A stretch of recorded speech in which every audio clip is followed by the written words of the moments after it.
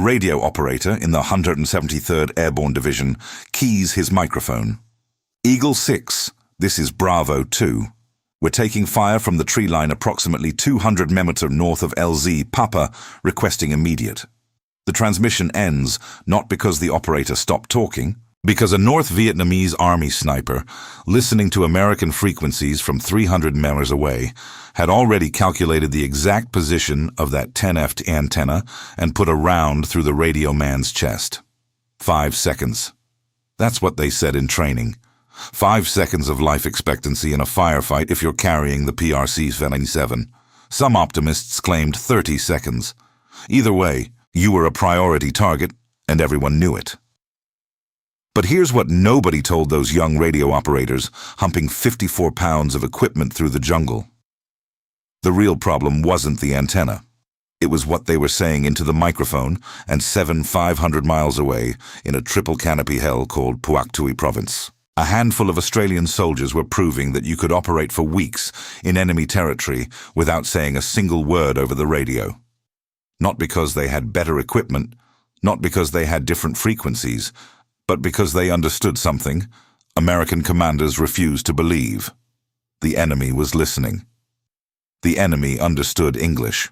And the enemy was using every word transmitted over American radios to kill American soldiers. This is the story of how radio discipline, or the catastrophic lack of it, became one of the most deadly differences between Australian and American operations in Vietnam. A difference so profound that Navy SEAL Roger Hayden would later say he learned more about reconnaissance in 10 days with the Australian SAS than in all his previous training combined. And what he learned started with 2 words the Australians never violated. Complete silence. Stay with me. The helicopter carrying Captain James Morrison, U.S. Army liaison officer, descended through morning haze toward New Base in August of 1968. Morrison had seen 3 tours already. 2 with conventional infantry, 1 with Military Assistance Command, Vietnam Studies and Observations Group. He'd worked with South Vietnamese Rangers, Korean Marines, and every flavor of American special operations the Pentagon could field. He thought he'd seen it all. Then he met the Australians. The briefing room at Task Force headquarters was smaller than Morrison expected, sparse. A map of Phuoc Tuy province covered one wall, marked with colored pins that meant nothing to him yet. 5 men sat around a table built from ammunition crates. None of them stood when Morrison entered. Australian informality, he'd been warned about that. What caught his attention was the silence, not the absence of conversation. Soldiers always went quiet when strangers entered their space, but something deeper. These men moved differently. One was cleaning a weapon, the soft cloth making no sound against metal. Another was reviewing patrol reports, turning pages with deliberate care that prevented even paper from rustling. A third sat perfectly still, not fidgeting, not shifting, just existing in absolute quietness.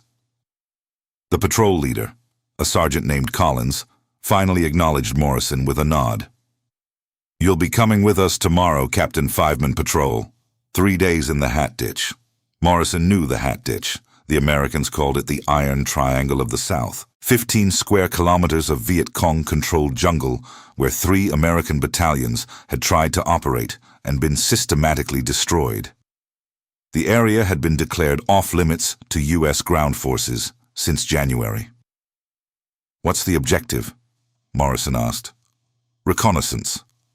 We go in, we watch, we report what we see. Standard procedure, radio checks every 12 hours. The Australians exchanged glances, not quite smiles, but something close. Collins leaned back in his chair. "Captain, we'll have 2 scheduled communications windows over the 72 hours, both using Morse code and one-time pads. Takes about 90 seconds to transmit. That's it." Morrison blinked. 90 seconds of radio transmission in 3 days. If something happens, if we make contact or find something critical, we'll break silence. Otherwise, the radio stays off. This contradicted everything Morrison had been taught about modern military communications. American doctrine demanded constant contact. Platoon leaders checked in with company commanders every 30 minutes. Company commanders reported to battalion every hour. The radio was the umbilical cord that connected every level of command, and cutting it was unthinkable. "What if you need support?" Morrison asked. "Artillery, airstrikes, medevac. Then we call for it. But we don't make noise until we need to." That night, Morrison lay in his bunk, reviewing what he knew about radio operations in Vietnam. The numbers told a grim story. The 1st Cavalry Division had recorded 11 U.S. communication security violations during pre-deployment training. 11 instances of soldiers saying things over the radio they shouldn't have said. And that was before they ever reached Vietnam. When stress and fear made discipline even harder to maintain, the violations ranged from trivial to catastrophic. Soldiers used real names instead of call signs. They discussed specific locations in plain language. They chatted about everything from the weather to their girlfriend's last letter, never considering that someone might be listening. Forward air controllers gave detailed descriptions of target areas. Artillery forward observers called out coordinates without encryption, and commanders routinely transmitted operational plans, hours before execution. The Army Security Agency had been screaming about it since 1961. Special detachments attached to every division monitored friendly communications and filed violation reports that commanders promptly ignored. The attitude expressed most clearly by Colonel Sidney Barry of the 1st Infantry Division was simple. It simplifies communications for units and individuals to keep the same radio frequency and particularly call signs. Frequent changes of call signs confuse friendly forces more effectively than enemy actions. Except Colonel Barry was catastrophically wrong. Morrison had seen the classified intelligence reports. He knew what most line officers didn't know, didn't want to know. The North Vietnamese Army and Viet Cong had sophisticated radio intercept capabilities. They had operators who spoke fluent English and understood American military jargon. They had direction-finding equipment that could locate transmitters within minutes. They had entire battalions dedicated to signals intelligence, monitoring American frequencies 24 hours a day, analyzing every transmission, building pattern of life profiles on American units that were more detailed than the Americans kept on themselves. And they were using that information to kill Americans. The battle at Landing Zone X-Ray in the Drang Valley. November 1965. Lieutenant Colonel Hale Moore's 1st Battalion, 7th Cavalry inserted into a hot landing zone, not knowing they were landing directly on top of a multi-battalion NVA force. What Moore didn't know, what he couldn't have known at the time, was that the NVA had a radio intercept reconnaissance organization on site. They were listening to every American transmission. They knew exactly when helicopters were coming. They knew the helicopters could only lift one company at a time. They knew the insertion schedule, and they used that knowledge to mass forces and attack each lift as it landed, isolating platoon-sized units before reinforcements could arrive. 234 Americans died in 3 days at LZ X-Ray and the surrounding area. How many of those deaths were directly attributable to radio intercept? The classified after-action reports suggested the number was significant. Significant enough that when General Creighton Abrams, commander of Military Assistance Command Vietnam, was finally briefed on the full extent of enemy signals, intelligence capabilities. In 1970, his response entered the historical record. "This is terrible. They are reading our mail and it has to stop." But it didn't stop, because stopping required a level of discipline that American units, for all their training and professionalism, could not consistently maintain. The patrol departed New Dat. Morrison had been issued Australian equipment, an L1A1 rifle, basic load of ammunition, water, minimal rations. He carried his own radio, the standard American PRC-25, but Collins had been clear. "Your radio doesn't transmit unless I tell you to, and I won't tell you to." They moved in single file through darkness. Morrison was third in the patrol order behind Collins and the lead scout. The rear security followed 20 Dalmeners back. The spacing felt wrong to Morrison. American patrols maintained visual contact at all times, men close enough to see hand signals in jungle darkness. These Australians moved with gaps large enough that Morrison frequently lost sight of the man ahead. But he could hear them, or rather, he couldn't hear them. Morrison had spent years in the jungle. He knew the sounds of movement, boots crushing vegetation, equipment rattling, breath coming hard under exertion. He heard none of it from the Australians. They moved like smoke, finding paths through the undergrowth that required no force, no sound.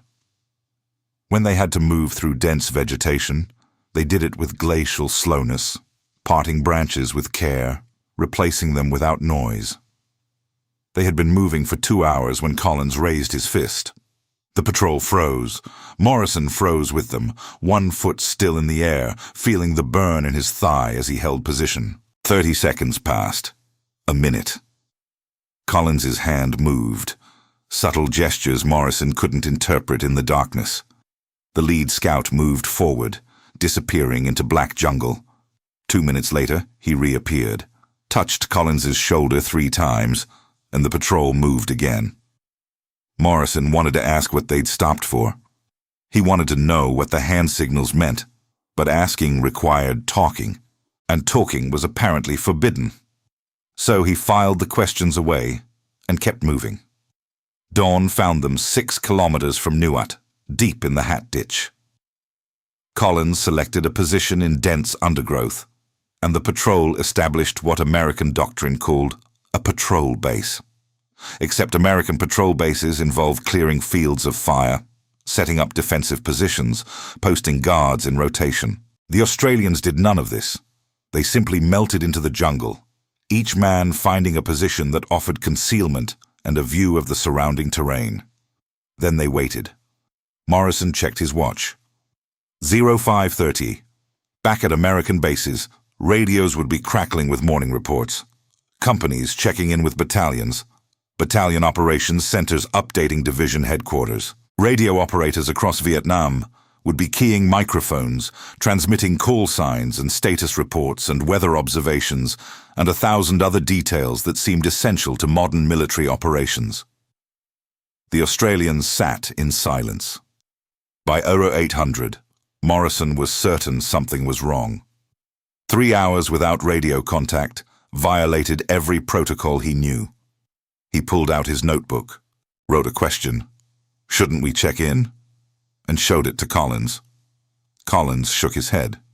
He pointed at his watch, held up 5 fingers, 5 hours until the scheduled transmission window. Until then, nothing. Morrison settled in to wait, and that's when he started to understand. American patrols, even the best-trained special operations units, carried with them an envelope of noise. Radio static, even when squelched, the hiss of an open frequency, the occasional click of a handset being keyed, the whispered radio checks, all of it created an acoustic signature, faint but detectable to anyone listening carefully. The Australians had eliminated that signature entirely. Their radios were switched off, not on standby, not with volume turned low, completely off. The elimination of radio noise meant they could hear the jungle with perfect clarity, and what Morrison heard as he sat in that patrol base listening was everything. A bird call repeated 3 times from the east.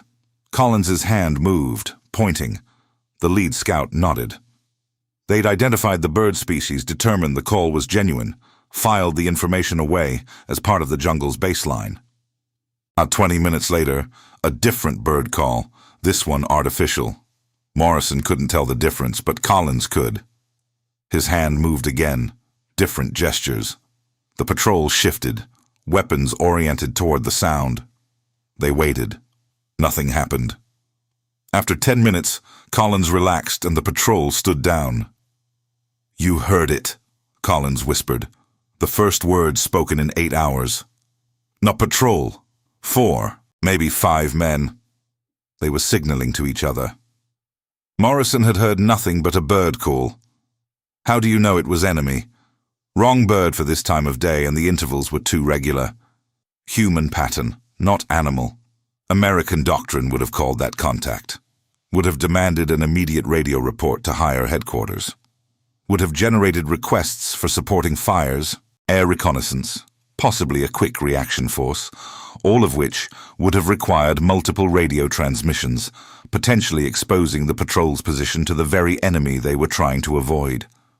The Australians simply noted the enemy presence and adjusted their patrol route to avoid contact. The first scheduled transmission window came at 1300 hours. Collins assembled the radio, a different model than American sets, more compact and with encryption capability built in. He prepared a message, writing it out in abbreviated code on a one-time pad. The message, when Morrison saw it, was cryptic even to him. Grid coordinates, numerical indicators, letter codes that meant nothing without the corresponding cipher key.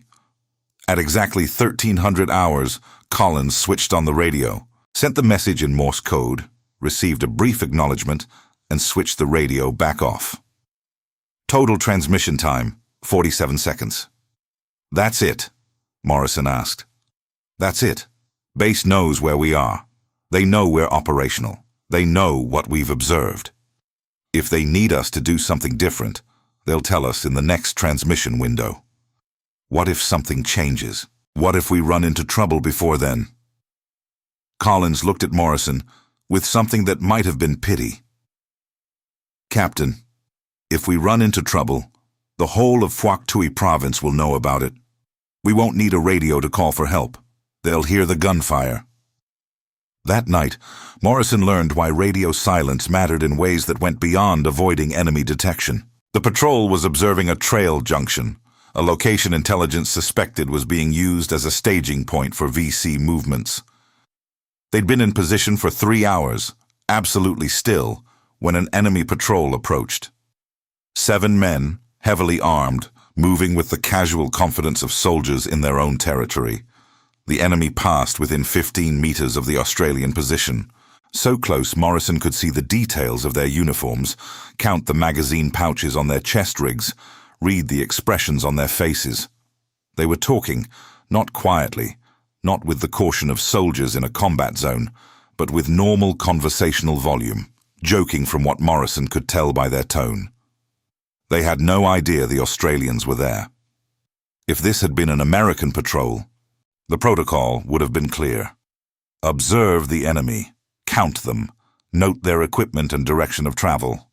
Then call it in. A radio transmission requesting permission to engage or instructions to continue surveillance. The enemy would hear that transmission, might not understand the words, might not be able to locate the source immediately, but they'd know someone was watching. Their behavior would change. They'd become cautious, alert, dangerous. The Australians did nothing. They watched the enemy patrol pass. They counted weapons and equipment. They noted everything, stored it in memory, and remained absolutely silent. The enemy continued on their way, never knowing they'd been observed. After the NVA patrol disappeared, Collins allowed himself a slight smile. That's the 3rd patrol we've seen use this trail today. They're getting comfortable. Sloppy. That's good for us. Morrison understood then what the Australians had created. Not just a patrol, but an intelligence-gathering apparatus that could operate indefinitely in enemy territory, because the enemy never knew it was there. And the key to that invisibility was radio silence. American soldiers talked too much. Not because they were unprofessional or poorly trained, but because the entire American military system was built on constant communication. Commanders expected updates. Operations centers demanded status reports. Supporting units needed coordination. The whole vast machinery of American military power required constant streams of information flowing through radio networks, and every transmission was a betrayal of position. The second day brought another revelation. An American helicopter, a Huey gunship, flew over their position at low altitude. Morrison instinctively reached for his radio, preparing to identify himself as friendly forces to avoid being engaged. Collins stopped him with a hand on his wrist. "They're not looking for us," Collins said. "They're on their own mission. But if they see movement, they might engage. They won't see us, and if they do, they'll identify us by our equipment before they shoot. Besides, turning on the radio would do more harm than good." Morrison wanted to argue. American doctrine was clear. Always maintain positive identification with friendly aircraft to prevent fratricide. But he was learning that Australian doctrine operated on different principles. The risk of a friendly fire incident from a helicopter that probably wouldn't see them anyway was less than the risk of compromising the patrol's position by transmitting. It was a calculated gamble that Americans, with their overwhelming firepower and constant air support, never had to make. The Australians, operating in small numbers with minimal support, had learned to accept risks that American commanders would find unacceptable. That evening, Morrison witnessed something that crystallized the fundamental difference in approach. An American convoy was moving along Route 2, about 4 kilometers from their position. Morrison could hear the vehicles, the diesel engines laboring under load. Then he heard the radios. Even at 4 kilometers in jungle that should have dampened sound, he could hear the squelch brakes, the burst of static, the faint voices of American radio operators maintaining their constant chatter. "Convoy headed to Vonga," Collins observed. "Supply run. They're talking about it on open channels. Grid coordinates, departure times, route information. Might as well send the VC an engraved invitation to set up an ambush." Morrison had heard similar convoys 100 times, never considered how much information was leaking over the radio. Don't they encrypt? Sometimes when they remember, when the encryption gear is working, which it usually isn't. And even when they do encrypt, they talk around the encryption. We are 30 minutes out from the location we discussed. Everyone listening knows what location, knows what time, knows where to be waiting. It was, Morrison realized, a fundamental incompatibility of operational philosophy. Americans relied on technology and firepower to overcome tactical disadvantages. If the enemy knew where you were, you simply brought enough firepower to make it not matter. You called in artillery. You called in airstrikes. You fought through the ambush with superior weapons and training. The Australians preferred to never be ambushed in the first place. The final scheduled transmission window came on the 3rd day. Collins prepared his message, encrypted it with the one-time pad, and sent it in the same 47 seconds of Morse code. Then he packed up the radio and prepared the patrol to move to the extraction point. "That's it?" Morrison asked. 3 days of observations, and we send maybe 5 minutes of total radio traffic. "Everything we saw, everyone we counted, it's all in the message. Operations will compile it with other patrol reports, build a picture of enemy activity. That's how it works. They moved to the extraction point, a small clearing where a helicopter would pick them up. Standard procedure, Morrison knew. What wasn't standard was the silence maintained until the very moment the helicopter appeared. Only then did Collins switch on his radio and transmit a brief signal to guide the aircraft in. The flight back to Neuwiat took 20 minutes. Morrison spent it reviewing everything he'd witnessed. 3 days in the jungle, 3 days of constant observation, movement through enemy territory, intelligence gathering, and less than 6 minutes of radio transmission total. Compare that to an equivalent American patrol. Radio checks every 30 minutes minimum. That's 144 transmissions over 3 days, each one potentially giving away position, each one providing information to enemy signals intelligence. Even if each transmission was brief, properly encrypted, following perfect procedure, it created an acoustic signature, a pattern that could be analyzed and exploited. The Australians had created no pattern because there was no pattern to create. Back at Neuwiat, Morrison debriefed with the Australian intelligence officer, a major who'd been running patrols like this for 2 years. Morrison asked the question that had been building for 3 days. "Do American units know about your radio procedures?" The major shrugged. "We've tried to share. had joint operations with SEALs, with Special Forces, with MVOG. Some of them get it, most don't.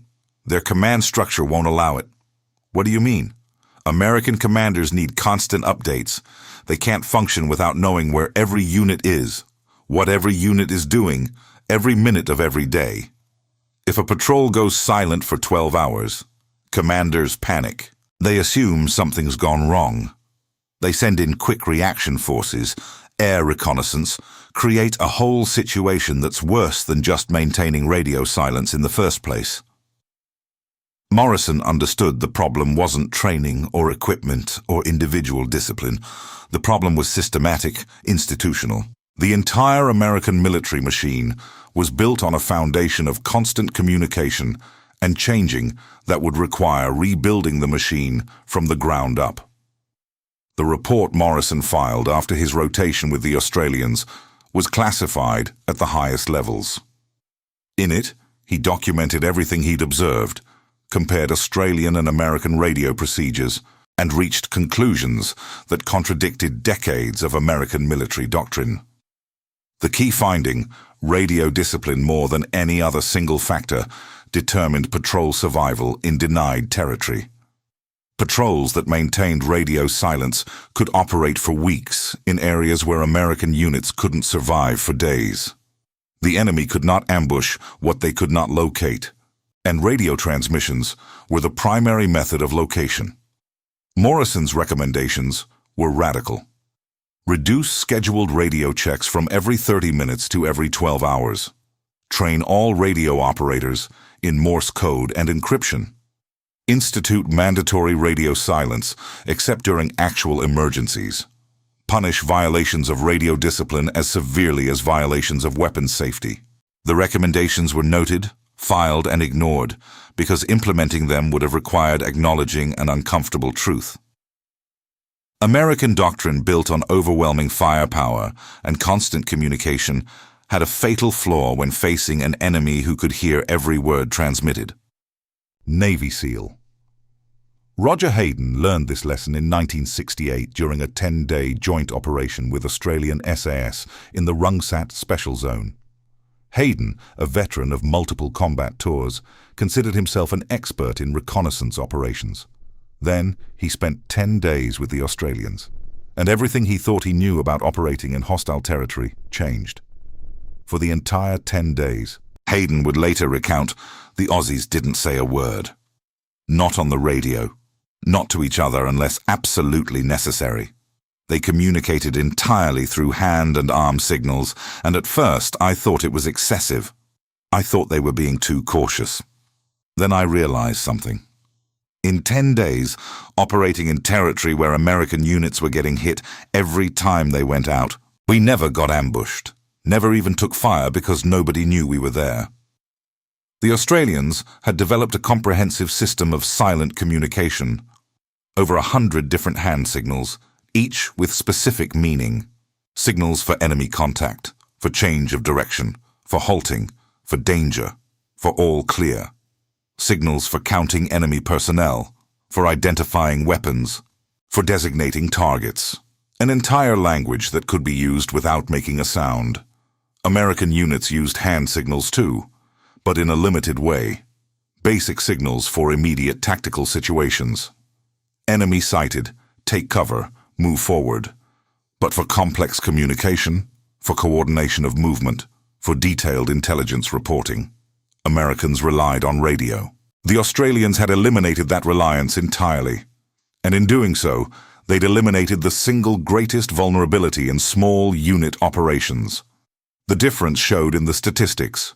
Australian SAS conducted nearly 1/200 patrols in Vietnam over 6 years. Their casualties, 1 killed in action, 1 died of wounds, 3 killed accidentally, 1 missing, 1 death from illness. 7 total deaths in 6 years of combat operations. Compare that to American radio operators whose life expectancy in combat was famously measured in seconds. The exact number varied depending on who was telling the story. 5 seconds, 6 seconds, 30 seconds. But everyone agreed that carrying a radio in combat was a death sentence. The 10ft antenna marked you as a priority target. The radio's weight slowed you down, and the constant need to transmit gave away your position to every enemy within listening range.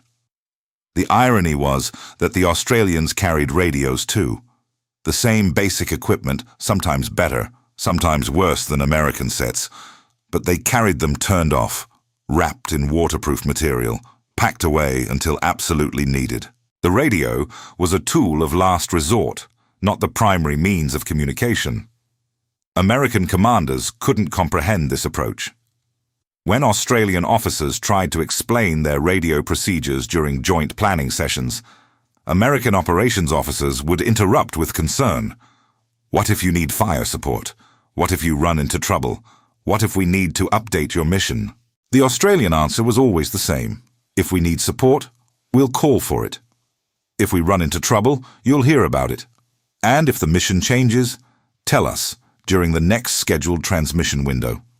This violated American military culture at its deepest level. American commanders trained to believe that control required constant communication could not imagine operating without their umbilical cord of radio traffic. The idea of sending a patrol into hostile territory and not hearing from them for 12, 24, or 72 hours was unconscionable.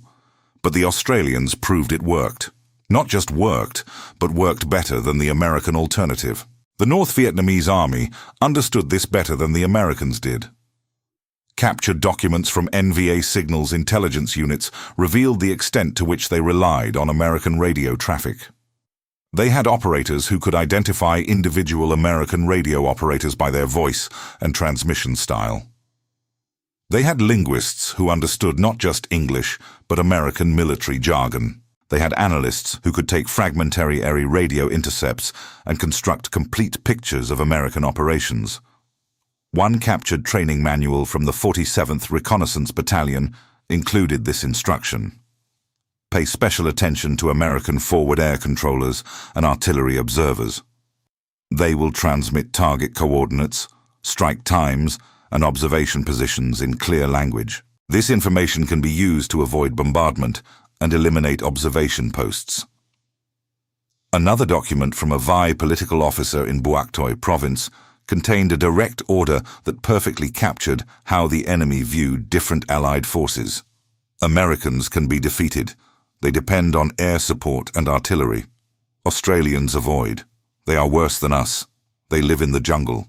The Viet Cong had learned that Americans announced themselves with radio traffic. You could hear them coming. Avoid them, ambush them, or simply wait for them to leave. The Australians were different. They appeared without warning, observed without being seen, and disappeared without trace. The VC called them Ma Run, phantoms of the jungle, and a large part of what made them phantoms was their refusal to transmit. The National Security Agency tried to address American radio security problems through Operation Purple Dragon, initiated in 1966. The program analyzed enemy intercept capabilities, identified vulnerabilities in American communications, and recommended procedural changes. The findings were damning. B-52 strikes against North Vietnam were being compromised by radio traffic. An altitude reservation message sent from Manila to air traffic control centers throughout the Far East to warn civilian aircraft away from strike zones was being monitored by the North Vietnamese. They could predict where B-52s would strike, when they would strike and evacuate the areas before the bombs fell. Fighter bomber strikes from Thailand were being compromised by KC-1135 tanker aircraft whose radio call signs identified their refueling tracks. Since each track corresponded to specific target areas, NVA analysts could predict where strikes would occur simply by monitoring which tankers were airborne. Even marine amphibious operations were being compromised by radio leaks. Communications about landing sites, insertion times, and force composition were being transmitted in ways the enemy could intercept and analyze. Purple Dragon recommended immediate changes, better encryption, stricter radio discipline, frequent changes of call signs and frequencies, limiting radio traffic to essential communications only. The recommendations were technically sound. tactically necessary, and largely ignored because implementing them was hard. Harder than it sounds to tell soldiers under stress in combat to shut up and maintain discipline.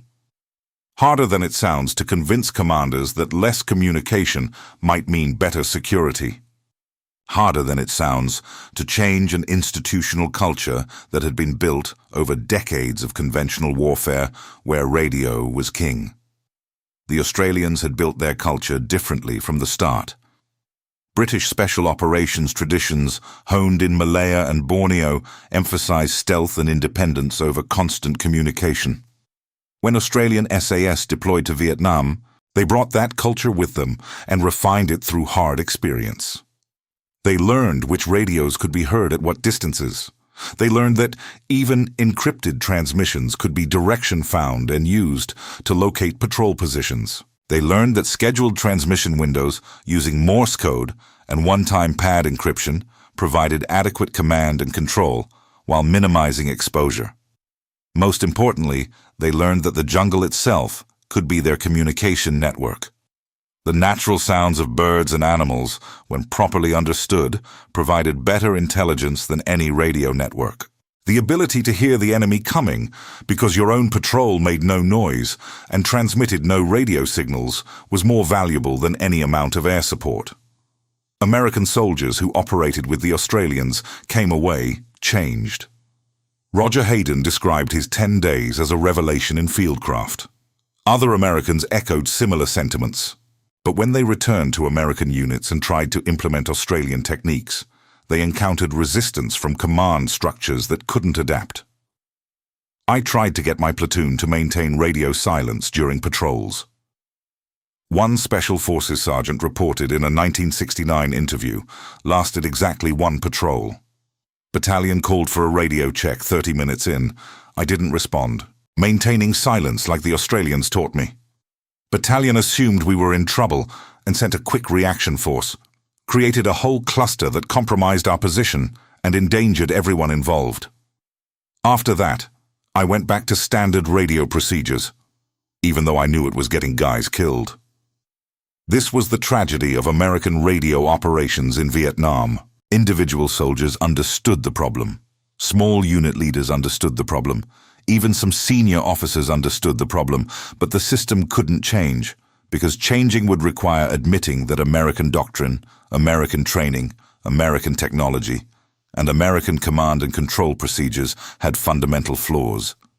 Easier to blame the individual soldiers. Easier to issue more radio security guidelines that nobody followed. Easier to develop better encryption equipment that was too cumbersome to use in combat. Easier to continue doing what had always been done, even as the casualties mounted.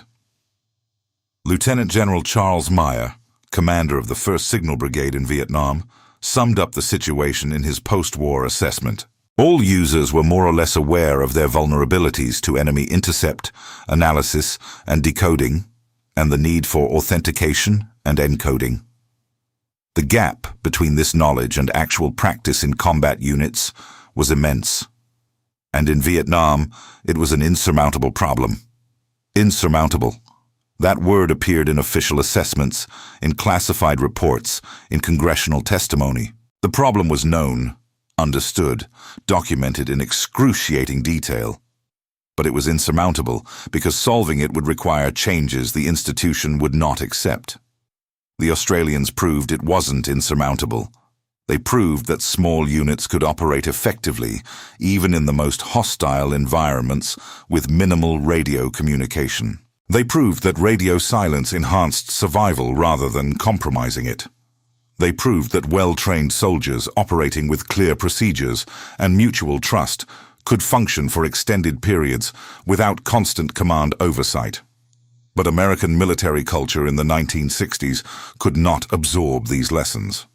The institutional commitment to technology, firepower, and centralized control was too strong. The belief that more communication meant better command and control was too deeply embedded. So, American radio operators continued to key their microphones every 30 minutes, transmitting call signs and grid coordinates and status reports.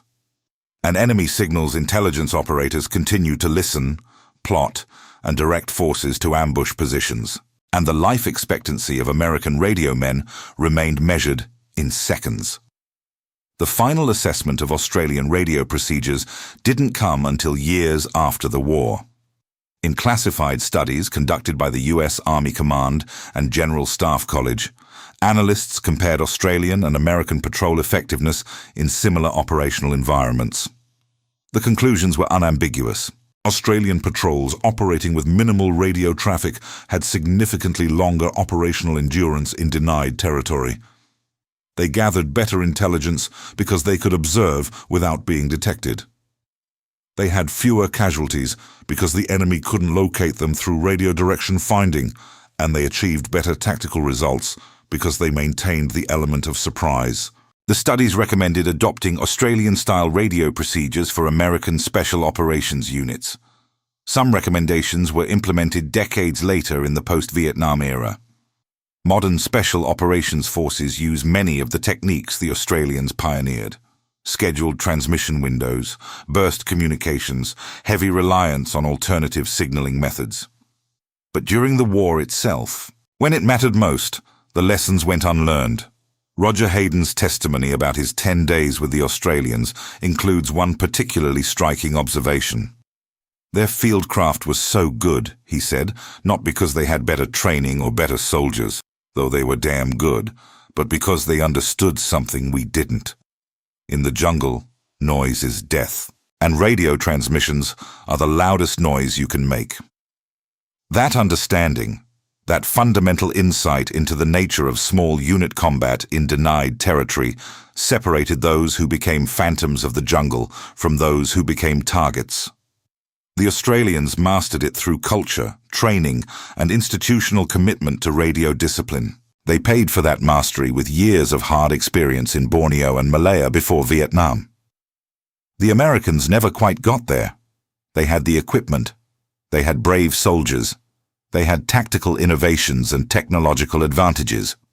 But they couldn't overcome the institutional inertia that demanded constant communication, that measured command effectiveness by the volume of radio traffic, that treated silence as a problem rather than an asset. And so the war continued with American radio men carrying their 54 pounds of equipment, extending their 10-foot antennas, keying their microphones every 30 minutes, and dying at rates that made radio operator one of the most dangerous jobs in Vietnam, while 500 miles away, Australian patrols moved through the same jungles in complete silence, unseen and unheard, proving that there was another way. The lesson was there for anyone willing to learn it. Some did. Navy SEALs, Army Special Forces, Marine Reconnaissance, all incorporated elements of Australian radio discipline into their procedures. But the broader American military, with its divisions and brigades and massive logistical tail, never quite absorbed the fundamental insight. In war, silence can be louder than speech. Invisibility can be more powerful than firepower. And sometimes, the best communication is no communication at all. The Australians understood this, and in understanding it, they survived when others did not.